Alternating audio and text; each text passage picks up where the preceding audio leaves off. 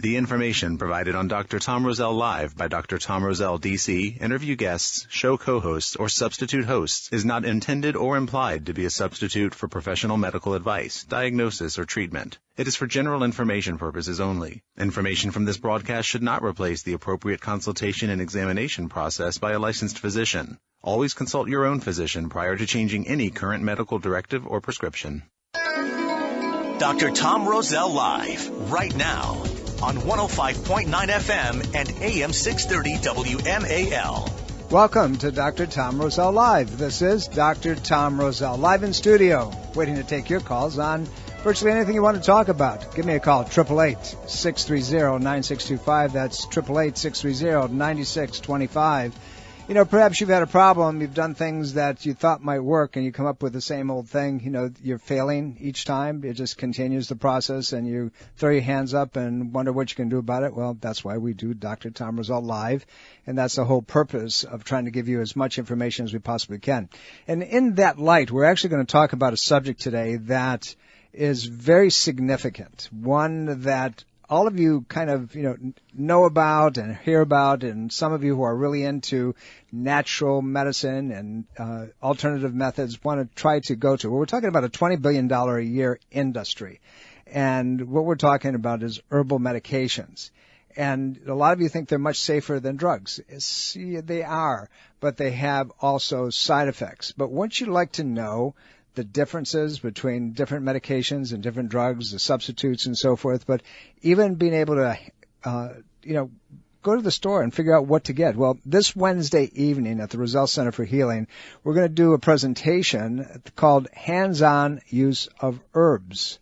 Yeah, hands-on use of herbs. And who's better than more qualified to be able to talk about that subject, none other than our naturopathic physician, Dr. Stephanie Pina. Dr. Pina, welcome again. Hello. Hey, I apologize again. That's okay. You don't have to tell everybody about that. No, that I messed up today? No, I won't. Not even a little bit that I left you standing at Tyson's 2 and I didn't pick you up. But we won't talk about that. Anyway, this Wednesday evening, the 30th. God, the month is gone. The summer's gone. We're going back to school. And that's important because, we have mothers and everybody. We're coming into the winter season. There's a lot that can be done from a natural point of view, but you really have to know the differentiations of things and what's taking place relative to that pain that you have, that feeling of lethargy, that toxic feeling that you have, and that overwhelm. And then you go to the store and you read some little thing and you grab that, and it either doesn't work or it makes you sicker. And let's talk about that today. Are herbs safe? Are herbal medicines, because they sell them in health food stores and drug stores and so forth, are they safe? It's a good question. I would say, like you mentioned earlier, overall, yes, but you got to, like anything, you got to know how to use it. I mean, water, to some extent, you drink too much of it, it can be dangerous. So the same thing goes with herbs as well, too. And as great as it is that there's more access, there's more information, the availability of different types of herbal medicine, everything from herbal tinctures to teas to homeopathics to topicals. You can find a lot of that now in your health food stores, and it's readily available, and even in doses that it used to not be available in. But it doesn't mean that just because it's on the shelf that it's the first thing that you should grab to. There's a time and place for those particular substances, and the more you know about that, the better. Then there's a time and place when you have to seek medical help and know why things are combined together. A lot of times you don't see herbs given individually. This one herb for this thing, it's in combination with other herbs and stuff. So they work synergistically together. And that's where we have to educate the public more, and the public needs to know when to come seek us out and really understand what they're doing with herbal medications, just like they do with supplements and or medications when they say ask your pharmacist if you have side effects, or they give you the pamphlet. That doesn't happen as much with herbal medicine, so we have to be a little bit more careful.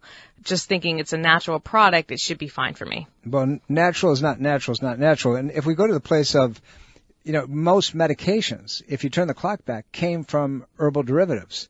They were from aspirin, to many different types of things that we use on an ongoing basis in our practice. And they are, in fact, medications. You can become very allergic to an herb as well. Well, there's about 160 herbs that are basically the base of a lot of different medications. And some of them are not just your cold and flu season type of stuff that we think of, a lot of people go get herbal medicine for that. These are the basis for cardiovascular drugs. These are the basis for chemotherapy drugs, for helping liver support. It's amazing how over time different constituents have been pulled out of the herbs, the rest of the herb left behind, but there's a lot left to it. So when you look at it, there's a lot to learn about herbal medicine that we've already known, but we've been taking little bits and pieces of it, and then different research has to come out too to kind of say, do you use the whole plant? Do you use certain parts of the plant? Just like a lot of people will graduate towards echinacea for boosting cold immune system, but it's in the same family as the ragweeds. So if you have ragweed allergies, there's a potential if you're using it long term that you could develop issues with that. Well, even short term, we've tested patients and they test, and we always test through manual muscle testing. The problem is that because of the sensitivities to different crossover chemistries, if you will, you have to be very, very appropriate and knowledgeable, and they don't give you all those pieces. So somebody goes out and they say, well, it didn't work for me, or even worse, it made me sick, or I felt lousy for days, or, and it goes on. Herbs are not something that you just go to the store, grab it off the shelf, and decide, well, this is going to work for me. Not that way. This Wednesday evening, Dr. Stephanie Pina, my guest in studio, will be your host on talking about herbs. The title of the program is Hands-on Use of Herbs, and she's really going to show you and present, and there's going to be some demonstrations as well. This is a class that you really want to get your head around. For those of you who have never met Dr. Stephanie, she is an amazing encyclopedia of knowledge when it comes to this area. She's a doctor of naturopathic medicine. Join us. All you have to do is call 703-698-7117 and tell the staff you want to register, or more importantly and quicker and more effectively, go online, go to rosellecare.com, and there's a little tag that says register now. You'll see the ad for the program. rosellecare.com. That's ROSELLECARE.com. We're going to get into and taking a lot of calls today on the subject, but let's talk about the differentiation. When should somebody ever consider an herb over medication? Well, definitely there's situations when a person can no longer take medication. I remember when I was working for one of the Chinese herbal companies, one of the herbal products that we had put out was basically one that worked for as much as liver cirrhosis, and so they couldn't take interferon therapy, so they really had no other choice, or they didn't respond to it. So there are cases that when patients come in, they can't respond to any other medication. They have trouble and side effects from other medications. A lot of the times, it's not that complicated. When people go in there, they don't want to necessarily go running to their doctor for antibiotics or antivirals. And so they're looking for not a quick fix, but they're looking for something to help boost their immune system, to get their digestive tract going. So there's a lot of different things that you can start with, but you have to know when to draw that line and come in and see somebody. Or, here's an area of play that patient comes in and they're on all types of medications for the heart. They're on Toprol. They could be on a blood thinner. They can be on a statin and so forth. And they say, hey, listen, I read this article about hawthornberry extract, and it's good for heart problems, and it's good for somebody who has. What would you tell them? And how would you coach them into making a consideration? Is there a shift, or is that one that's over the top? Well, I think that happens a lot, first of all. It does. That's a pretty common thing, Every day. It's going to be the herb du jour, basically. It's either hawthorn or turmeric or ginkgo. And, and it's what's funny is I always say it's the G herbs that get it. The ginseng, the ginkgo, the garlic. Golden seal. A lot of them all have to do with cardiovascular stuff, too. So if it starts with the letter G, make sure you talk to somebody first. But a lot of the times you have to sit down and take the rest of their case. What else is going on? Maybe you have to look at their lab reports as well, too. You have to understand where they're coming from. They might have labs that show that they're having blood clotting issues. And then is herbs going to be the best thing? Do they need to start someplace with diet as well? That might be an easier way to do it, because if they can't digest things, giving a bunch of supplements isn't going to help either. They're just going to pass through. So herbs and food basically are like herbal medicine combined together. So there's a lot of stuff that you can do without having to run for that, capsule or that tincture over the counter. So you have to sit down and talk with the patient one-on-one, see where they are. If patients are in trials or if they're under certain medications, you can't just give herbs out. You have to be careful with what it is and be able to monitor them and know that you're going to be able to set up a relationship that patient can come back to you and say, if I'm not feeling right, this is what's happening. And you can ask them, well, what was the dose that you took? Did you do anything else? What else has changed and what's different? Well, the problem also exists, we talked about in the beginning of the program, that you have so many crossover chemistries. And we said that many of the medications today are nothing more than extracts of some herbal products. Subsequently, when you take an herb that can be similar to the drug and you're taking the drug already, you got a problem. You have a tremendous exponential application of that chemistry that could cause some significant problems. Yeah, there are herbs that they know, and there's a couple that you keep hearing over and over about. Another one being St. John's wort for some patients or people will take it for mild to moderate depression. Also, it works homeopathically for nerve pain, but that herb has been known to increase how quickly other medications enter the body or how quickly they get broken down. So if you're taking a medication and an herb that affects the liver the liver detoxification process, what can happen is now the medication that you had that was regulated is going through your body system quicker or it's slowing down, which can cause a lot of different side effects. My guest in studio, your host this Wednesday evening, the 30th of August at the Roselle Center for Healing, 7 p.m., Dr. Stephanie Pina. She's going to be talking about hands-on use of herbs. Dr. Pina is a doctor of naturopathic medicine and knows this field better than most. If you'd like to know what you can do that might be different, if you'd like to find out if you're applying things different, this is going to be really a hands-on program. All you need to do is go to rosellecare.com. That's ROSELLECARE, rosellecare.com, and register. Just hit the tab, say register, and you'll fill out a little note. These classes are a gift to the community. It's a way of educating you to be able for you to take control of your own health. You know, to do something other than that is not okay. You just don't go down the blind and follow the white doctor deity and says, take this stuff for the rest of your life. There's ways of turning it around. And what Dr. Pina said earlier is really important. Herbal medications or drugs, they all start with changing your lifestyle first in the application. You know, we're talking about these types of medications, and any medication, it has to be cleared through the liver. All medications, all herbs with chemistry, you have to have a liver that's working the way it's supposed to. But if you're taking medications, for example, if you have somebody who has any of the hepatitis patterns, or if you have somebody that is having problems with liver clearance, you have to be careful with a drug called Silmarian, which is, a milk thistle. It can exacerbate problems. Yeah, absolutely. And it's very similar to the way St. John's wort is. It's going to essentially not bind up, but it's going to affect the way the liver can process other things as well, too. A lot of people will find that on the shelves and just start taking it because they want to support their liver, but it may not be particularly suited for them in particular. Another thing that does that in the liver as far as processing is also when you get a pamphlet or many of the medications you have that says don't take with grapefruit juice or it won't even say within 2 hours, but typically if they're going to take it within it, that's usually a reasonable amount. But grapefruit and grapefruit juice basically does that. It speeds up the liver. So you're helping the liver in one aspect of it. You're not helping it by putting it with the medication and wondering what the side effects of the medication is going to be. You know, there's reason for all these things, but the whole idea is to know what the reason is and to be able to have enough information to be able to talk intelligently, not only to your physician, but when you walk into a store to ask the right questions. If you're going to, the drugstore to pick up your herbs or any kind of vitamins, I think you're making a mistake. You need to have other guidance. We're coming up to a break, and then we're going to start taking some calls. You're listening to Dr. Tom Roselle Live. My guest, Dr. Stephanie Pina.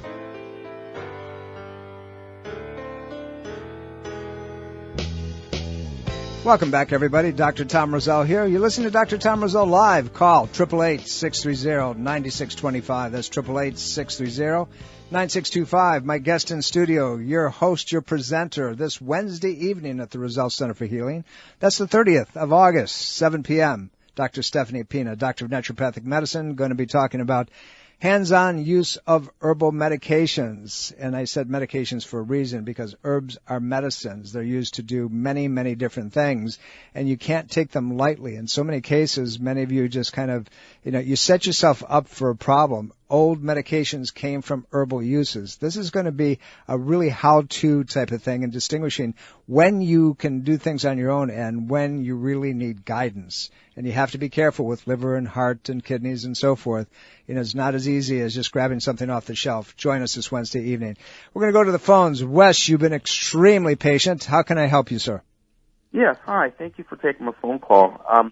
So I have a question about this product called SEAC-T.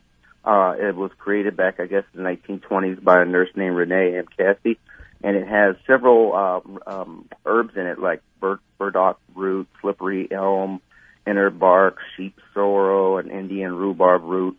It's supposed to be good for inflammation and, that type of stuff. Have you ever heard of it? Absolutely. It's been around forever. SEAC-T it initially was formulated for autoimmune problems and particularly used widespread in its original form for cancers. Any kind of malignancy and tumor formation and so forth, and it worked extremely, extremely well in combination with diet and some other things. But this has been out there. You have to make sure you get the right product if it's going to be useful. Burdock is a blood cleaner, and it works on the liver as well. Yeah, I was going to say, the basic kind of use for cancer and stuff was used also because it was the idea that it was cleansing the blood and moving circulation, so it was able to work on these tumors and inflammation. And it has been out there for quite a while, and it's pretty available over the public because different people have taken the base formulation and then either modified it slightly for their own product use, or they've kind of put it out there. And the hard thing that comes when you buy some of this stuff too is if you don't get a good company on there, you don't know if you're getting what's listed on the label, and you also don't know the strengths of it. So a lot of times a tea like that, if you're using it short term, it may be okay, but essentially when you're starting to get something that could potentially treat a cancer, you may want to actually discuss that with a doctor or someone who knows a little bit more about those individual herbs, because they do tend to work a lot more on the liver as well too. The interesting thing about SEAC, they make it in a liquid concentration. It first came out in a tea, in a very, very strong tea. Going back probably 35 years ago or so now, Memorial Sloan Kettering Cancer Institute was one of the first to look at this, and there's a lot of behind-the-scenes work that's done with many things, but as Dr. Pina and I were talking about earlier, sometimes they're looking for the magic bullet, the ingredient within the substance. See, the problem is that pharmaceutical companies, big pharma, cannot copyright an herb. And anything that is natural, anything that is in its whole form, they cannot put their stamp on and say that we own it. So they have a tendency to try to find the piece that is active. The problem is that that piece is in combination with other things, other bioflavonoids, other catalysts, and so forth, and it doesn't work unless you have that piece. And subsequently, when you extract it from its original form, now it sets up a whole system of side effects. But SEAC is, it has tons of stuff in it. As you said, it has rhubarb, and it has turkey rhubarb, by the way. It's a distinguishing situation. There's sheep sorrel in it, and they're in combination. They work extremely, extremely well. But it's if you go in and you really do the research on this stuff, it's been looked at by many different institutions. Again, the problem is that the reason that you don't see it in common use is because the drug companies cannot own it. They cannot support it, so subsequently they're going to put it down there and ignore it, or they're not going to talk about it at all. Wes, I hope that helps you. Appreciate your phone call. We see this all the time. We do, and what's interesting is it's interesting to see some of these products, and there's a lot of these kind of what I would say the old school products and combinations that are out there that people will bring in. It's got history, so they can look it up. It's maybe fairly available, and there may be reputable companies making it. But what are you taking out of the herb at that point? What is it? Just that individual component? If there's 4 different herbs in there, how do they interact with anything else that you're doing with your diet as well? One of the main things, too, is when people start to combining a whole bunch of other herbs, or they're taking it just for general purposes, herbs are a little bit difficult to find out, is it doing something that could harm you over time or not? Is it giving you the effect that you want? If you're just decreasing inflammation, are you supposed to feel better with it after a day, after 2 days, after 6 months? So some of the herbal trials that they've done have quite a bit of time behind them, so you have to take them for a while. But other ones are very short term. You know, the slippery elm that is in that product is widely used. It's in a category thing called an emulsiogen, and it's a healer. It dampens inflammatory reactions, and it has a beta-sitosterol in it as well, which decreases inflammation in guys and prostate problems, and is used very extensively for that. We're coming up to a break. We'll be right back. Don't go away. Dr. Tom Roselle Live continues now on 105.9 FM and AM 630 WMAL. Welcome back, everybody. Dr. Tom Roselle here. You're listening to Dr. Tom Roselle Live. My guest in studio, your host this Wednesday evening, none other than Dr. Stephanie Pina, our doctor of naturopathic medicine. Dr. Stephanie's going to be talking about herbal medications. Actually, the title of the program is Hands-On Use of Herbs. 7 p.m., August the 30th. Give us a call, or better yet, just go online at RoselleCare.com. That's RoselleCare.com, RoselleCare.com, and hit the tag says register now, and you'll be all set and ready to go, and they'll confirm with you to make sure, because remember, we only have a certain capacity, and once that capacity is filled, then we have to say, sorry, or if there's enough of you, we'll do it again. But nevertheless, you want to be first come, first serve. And remember, these are a gift to you. It's our way of educating the community straight up. We're talking about herbal medications and the way things work. I want to go to the phones right away, and then we'll get back into topic and give the rest of you a chance to put your questions together. Todd, thank you for calling. How can we help you, sir? Yes, I was interested to find out about, my wife has Hashimoto's disease, and I wanted to find out, she's having difficulty locating a specialist that concentrates in specifically Hashimoto's disease, and wondering if herbs have any type of effect there, or what would be your recommendation for finding a specialist that... Well, the short end of the treatment, or the short end of the question is yes, herbs can help. But you found us already. Dr. Pina is very on cue with this and works in conjunction with our functional medical nutrition department. Hashimoto's is a thyroid immune process condition. When you do lab work, when you have a high level of TPO, which is thyroid peroxidase levels that rise, that's by definition with the other areas, it's a thyroid Hashimoto's condition. Now, one of the things, and I'm going to let Dr. Pina grab and run with this, that in any Hashimoto's pattern, you have to eliminate grains across the board, particularly gluten grains, but you have to eliminate grains. If you don't do that, and you don't heal the intestinal tract, and you don't clear the liver out, you don't have a prayer of turning this around. And there also can be some neurological implications from problems within the spine, but nevertheless, that's where you begin. Dr. Pina. Well, what's interesting, too, there are some herbs that can help, but it helps out in different ways. And so there's not going to be one that you run out there and say, oh, it's the Hashimoto herbal formulation. And the reason why, there are different herbs that support the production of thyroid hormone, and there are different hormones that are also used, are different herbs that are used to basically help decrease some of the inflammation. So you have to treat it from a multiple angle approach, and that's where you really have to work with a professional and also be able to monitor not only symptoms but also some of the lab work as well that goes along with it, making sure it was diagnosed properly, and then also seeing how other things like different types of medications have worked as well too. There's not as, we often hear a lot about low thyroid and not as much about autoimmune thyroid where it's kind of stimulated up. So essentially, there are combinations that work, but it does have to go together with dietary changes and then monitoring as well too, since things can fluctuate back and forth pretty quickly. The biggest problem that you have with so many different types of thyroid conditions is that they're improperly diagnosed. Physician goes out and he runs a T4 and TSH, and that's, if you're lucky, they'll do the both of them. But there's many other pieces. You have to look at T4. You have to look at free T4. You have to look at free T3 and total T3 and T3 uptake and reverse T3, and then your TPOs, and then your thyroid immune modules. So without that, you're chasing your tail. You have to know where the problem is breaking down. So, for example, T4, which is thyroxine, 80% of it is converted in the liver. If the liver's not working, or if the liver is toxic, for whatever reason, you can't convert T4 to T3, which is, T3 is the active hormone. So if the active hormone isn't getting in, you got a problem. Now, what will stop it from getting in? Inflammatory reactions that can due to many different things. You can have a chronic pain pattern and have an inflammatory level. Not only will thyroid hormone not absorb, but you can have all kinds of other hormones not getting in as well. So it's not a simple thing of going out. There are herbs that work, but you have to, and I'm not going to, I'll withdraw the statement, work. There are herbs that support and help, but you got to know which pathway is involved. It may be supporting the thyroid directly, but you got to knock down the inflammatory reaction, which means you got to knock down the autoimmune problem, and then go in and support the other things, which may be the amino acid tyrosine. It may be some iodine. It may be trace minerals that need to be involved, but you have to have the support mechanisms that are in there.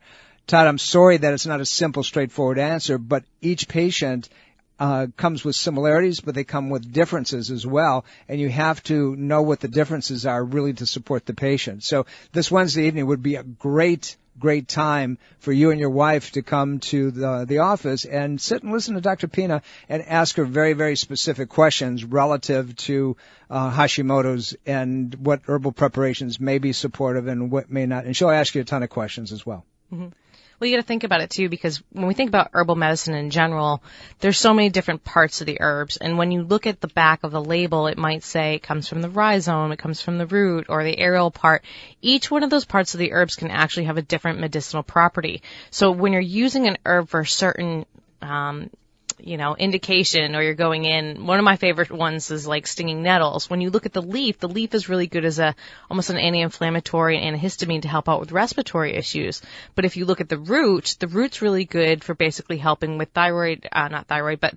hormone issues, including the balance between estrogen and testosterone. So you're going to use different parts of plants. There's different chemical parts in there that are really important, and all the other things of how they're extracted too. Are you taking it as a herbal extract that's been alcohol base? Is it in a water base like a tea, like you're getting a dry loose leaf herb and using that as a tea, or are you getting it in even a glycerin base? So patients that come in that have different problems with possibly even breaking down alcohol can't go out and necessarily get an alcohol based herb, even though it could be the best thing that they think for them. So our biochemistry has to be taken into consideration, as well as the plant's biochemistry and really all the aspects of the different healthcare conditions that we're covering. With this condition, it goes to lifestyle, probably far more than many other different conditions, because the thyroid is tied into organ systems within the body. It hits every tissue as far as thyroid hormone is concerned, every tissue in the body. But if you can't get the pituitary to work, which produces TSH, thyroid stimulating hormone, there's a reason for that. And that may be tied into your fight-flight system, your adrenal system. So you have to really know the patient. So you start with diet. You clean the diet up. You clean the allergic reactions. You heal the intestinal tract up. You begin to detoxify the liver. You support the thyroid with the things that it's missing. It might be selenium. It may be, other trace minerals that the body's negligent, in receiving, simply because of the fact that you're not providing them, or they can't transport, one of the two. So you have to look at all those things. And when we get into herbal preparations, Dr. Pina, that's consistent across the board. A lot is not necessarily better. Less is more sometimes. Mm-hmm. And we have to be able to break it down. I mean, when you look at it in different cultures, whether it's Ayurvedic medicine, traditional Chinese medicine, which includes things like acupuncture, but herbal medicine and dietary therapy as well, when they use herbs, a lot of the old school formulas, and we're going way back now, the original old school formulas that they were coming up with, and the original herbs were basically things that help move things out of the body. They help you purge, they help you move the bowels, they would move these toxins out of the body. And then came along the idea that we have to support the body as well too. If you're constantly moving things out of the body or constantly detoxing, the body doesn't have a chance to heal. So they had to start using herbs in combination to help out with things that are going to support the body, like the digestive tract.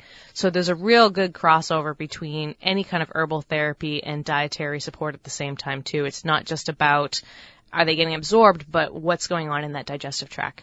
I know this Wednesday evening, the 30th, Dr. Pina is going to be doing a presentation hands-on with herbal remedies, and the whole idea is to really get you to understand the true applications of herbs. Again, I said less is more in so many different situations. If you do too much, if you think more is better, not necessarily. You could be shutting down other systems, other pathways, and now you end up with a problem that you weren't counting on. Same thing with medications; they have side effects, and you have to be very, very careful of the concentrations and the like. There's a herb that I like to use for many conditions, and it's called Podiarco. And Podiarco, Ipsiro, Lapacho, Tahibo tea, they're all the same herb, just different names. And it's the bark of a tree in South America. This is a very powerful immune stimulator. And I know you've used it over the years, with other patients, but you have to be careful with Podiarco as well, relative to the concentration of Podiarco. It's very supportive. It'll help kill fungus. It deals with certain bacterium, but it upregulates the immune system dramatically. And if you have women have used it to douche with vaginal yeast infections, but if you can use any of these things, but if you don't change the environment, none of them work. Right. And a lot of the times when we hear about the newest, latest, greatest herb of the day, and the one clinical trial background and that comes out there and it's, hyped up and everything, a lot of times we have to actually see how it works on people. And what's interesting is some of the, I'll say even the weight loss and performance enhancing herbs and stuff that have come out there that have been in combinations and some of which have been banned over time, weren't necessarily put on the market for that particular reason. They weren't used that way traditionally. Ephedra obviously being the biggest, baddest one out there that's still banned here in the U.S., but as a Chinese herbal practitioner, you can get it and to use it the normal way it was supposed to be used is for respiratory disease, to help boost the immune system and to help promote sweating, but it was never meant to be used as the stimulant to basically raise your metabolism, and that's where there was big problems with Fen-Phan and the other one that was very similar, and to the point where deaths occurred because it was used way overboard. Well, it was destroying the heart. Yep, absolutely. And people were dying, and they came up and they ended up with valvular problems and degeneration and so forth, and they're in the hospital having valve replacements.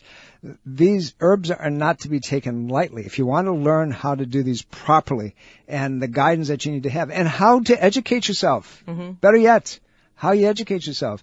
This Wednesday evening, don't miss this class. Go to rosellecare.com, ROSELLECARE.com, register, and you'll get a confirmation. Or just give us a call, 703-698-7117. I promise you this is a class that you really need to have. How do you get through things? Whether it's a head cold and you want something like echinacea and vitamin C and zinc, to knock it out, it might work, and it usually does. Echinacea is going to be very, very powerful, but if you have sensitivities to allergens this time of the year, as Dr. Pina said earlier, not something that you necessarily want to embrace and because it can cause you other issues. Turmeric, as we talked about, or a caller talked about earlier, turmeric decreases the inflammatory reaction, and it's a anti-inflammatory. It's a COX-2 pathway inhibitor. And it decreases inflammation and a lot of the pain that's associated with that. But it's not just a matter of stopping the cycle. You got to find out what's behind that. There's other pieces with turmeric as well, isn't there? Right, and absolutely. And also, what's the cause of the pain and the inflammation to begin with? Is it something that can be controlled even without having to take anything? Can you use other therapies as well too? And then, where do you start with turmeric? Do you start with it as the cooking spice? Is that going to be enough to essentially cause it? Probably not compared to some of the research coming out. It's going to be more in a supplement level. So making sure you're getting a good form and stuff. I know people who have made poultices and topical solutions out of turmeric paste, but it's working as an irritant just like a capsaicin or a cayenne pepper type of application would. So there's a lot of different ways to use these herbs. It's just a matter of how you use them the most effectively and for how long to use them as well. I mean, if you look up turmeric, it's a great, talks about the anti-inflammatory pathways, but it also talks about, shrinking tumors, and it talks about, how it affects multiple systems within the body. There's several studies that have been done that it deals with polyps in the colon, that it'll actually shrink, the polypoid formation within the large colon. Does that happen across the board? It happens often enough that even Johns Hopkins wanted to study it, and because it was formidable. So they did a study. They saw 60% of the time it shrank these polyps, and that 50% of the time the polyps stayed shrunk. So it's kind of an interesting paradigm. If you begin to look across the board, you also look at the side effects. There's a lot of anecdotal information that with turmeric, the right form of turmeric, that even Alzheimer's and brain plaquing and amyloid formation can be altered. They're significant herbal remedies, and you see this all the time. Let's talk about that just for a second, because we have about a minute. Somebody asked you about, are there herbs out there that can help dementia and Alzheimer's? A lot of the ones that I think personally help tend to be ones that help promote circulation to the head, that have, and also are able to affect the long-term memories and stuff too. And they work in good combination with some of the foods that we're eating, like essential fatty acids, so that you're working on it from multiple systems. The herbs that do that are going to be taken over time. It may not be something you're taking forever for the rest of your life, but it's certainly not going to be something that I take it for a week, or I take it once, I'm going to notice a big effect on it. So timing really has a lot to do with how you're taking herbal therapy, because it's not as strong, which is a good thing, as some of the medications that are out there as well too. You know, it's important that we understand how things work hand in glove with each other, and that it's just not a magic bullet, a silver bullet type of thing. We're coming up to a break, and when we come back, we're going to talk a little bit more about the program that Dr. Pina is going to be presenting for you and for your education this Wednesday evening. Don't go away. You're listening to Dr. Tom Roselle. 105.9 FM and AM 630 WMAL. Welcome back, everybody. Dr. Tom Roselle here. You're listening to Dr. Tom Roselle live, as you do every Sunday at high noon on the Eastern Seaboard, and you do the math wherever you're at. Those of you who are listening to us through Armed Forces Radio, and I don't know how you're hooking up, but you certainly are. I get the messages all the time. Thank you very much, and thank you for your service. Appreciate you more than you have any idea. My guest in studio, Dr. Stephanie Pina, will be your host, your presenter, this coming Wednesday at 7 p.m. at the Roselle Center for Healing, the 30th of August. And she's going to be talking about hands-on use of herbal medications and preparations and so forth. Seriously, this is a program that if you really want to know the guidelines, what you need to look for, and will herbs actually work for you, or are there other ways of making this happen, this is your opportunity. Please do that. By the way, we want to tell you that all of these programs, if you want to listen to them after this and go back and repeat them again, you can do it one of two ways. You can go to our website. You can go to rosellcare.com. Or you can go to roselleradio.com. Roselle Radio is a YouTube channel, and it has hundreds of these programs. Feel free. roselleradio.com, rosellcare.com. And just as a little note, coming up starting in September, Redskin, and it's not going to happen every week. There's 7 times starting in September all the way through till the end of December that the program may be preempted, and we're going to be on a Saturday instead. If you go to Roselle Care, ROSELLECARE.com, rosellcare.com, and you go down the page, and you'll find all the dates. They'll be right there.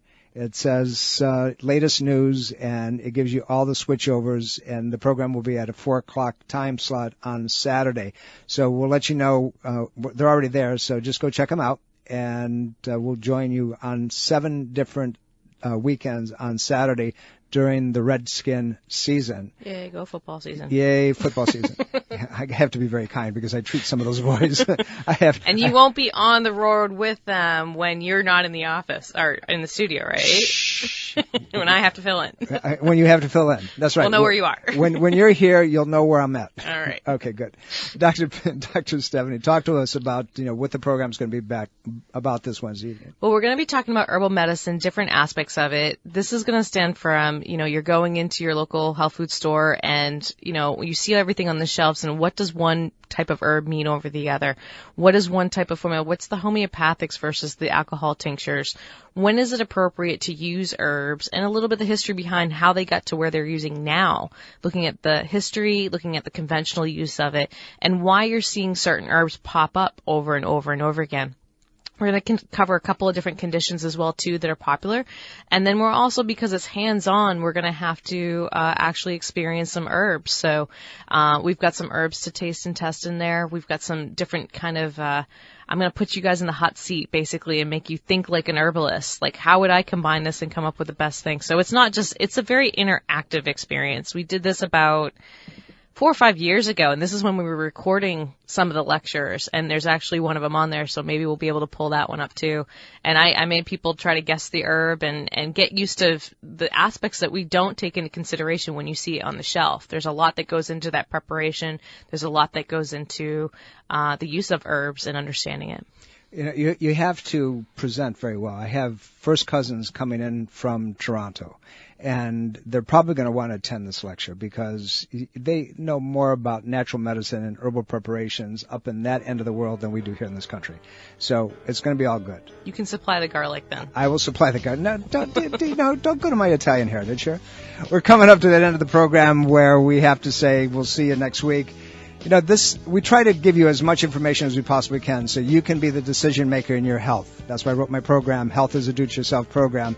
You need to make sure that, you take control. You're the captain of the ship. We'll see you next week. Same place, same old time. Love you all. Bye. Neuromuscular dentistry is more than just teeth and gums. Temporomandibular joint disorder can be painful, and only a skilled neuromuscular dentist can diagnose and treat it. If you are in pain and suffering from TMD, call the neuromuscular dentistry experts at Soft Touch Dental Care. Learn more about TMD and how Dr. Michael Chung has successfully treated his patients. Call 703-319-6990 for a complimentary consultation or visit bestinsmile.com. That's 703-319-6990 or visit bestinsmile.com. This is Dr. Tom Roselle. After 38 years of practice and almost 1 million patient visits, the Roselle Center for Healing knows what works and knows how you can take control of your health and wellness. My team of doctors practice 21st century integrative medicine. Whether you suffer from chronic pain and fatigue, allergies, or headaches, we can help. Take charge of your health before it's too late. Make an appointment today. Call 703-698-7117 or visit online at rosellecare.com. Breast cancer is a major health risk to all women. It can silently grow uninterrupted for years. The Thermography Centers of Fairfax reminds all women to conduct monthly and annual breast exams. Consider a thermography scan from the Thermography Centers as an adjunct to your routine breast exams. Digital infrared thermal imaging is safe and non-invasive. For more information and to schedule an appointment, call 703-520-7591 or visit thermographycenters.com. This is Dr. Tom Roselle, author of Ageless Health, Health is a Do-It-Yourself program. My book, now also available in audio version, is a step-by-step program of how to take control of your health and wellness without drugs or needless surgery. You have the capacity to change your health and level of well-being. Take control of your health today and order Health is a Do-It-Yourself program. For more information and to order, please visit agelesshealthbook.com. That's agelesshealthbook.com.